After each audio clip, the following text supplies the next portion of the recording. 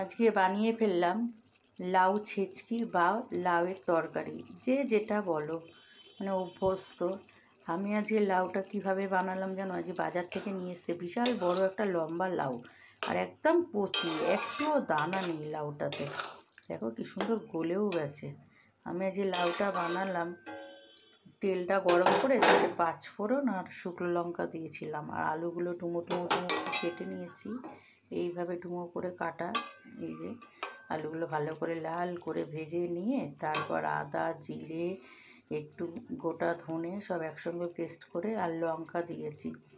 মশলাটা দিয়ে ভালো করে কষিয়ে নিয়ে তারপর লাউগুলোকে ছেড়ে দিয়েছিলাম। আর লাউতে জল বেরায়, লাউটা ভাজতে ভাজতে অনেকটা জল বেরিয়ে গেছে, আর সেই জলেই লাউটা সিদ্ধ হয়ে গেছে। আর আজকে লাউটা রান্না করব আমি বড়ি দিয়ে। বড়িগুলো ভালো করে লাল লাল করে ভেজে নিয়েছি।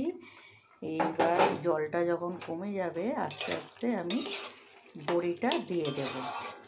বড়িটা দেওয়ার সময় হয়ে গেছে, আমি তো বড়িটা দিয়ে দিলাম লাউতে।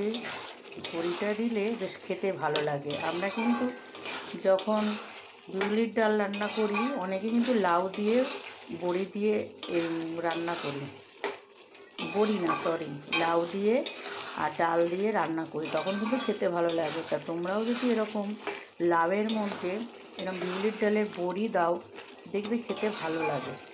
আর বড়িটা একটু লাল লাল করে এরকম করে ভেজে নেবে, খেতে সত্যি সুন্দর লাগে। আর সামান্য একটু মিষ্টি দেব, মিষ্টি না দিলে তো লাউয়ের তরকারি স্বাদই আসবে না।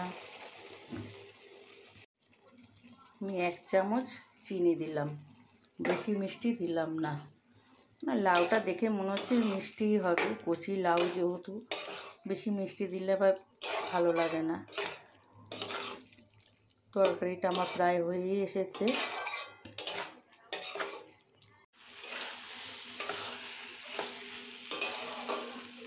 একটা কথা বলতে ভুলে গেছিলাম, তোমরা কি কেউ এরকমভাবে লাউয়ের তরকারি করো? যদি কেউ লাউ তরকারি বা লাউ ছিচকি বলে থাকো তাহলে অবশ্যই আমার সাথে শেয়ার করো। আর কে কোথা থেকে ভিডিওটা দেখছো অবশ্যই কমেন্টে বলো। যদি ভিডিওটা ভালো লাগে রাখলাম, টাটা।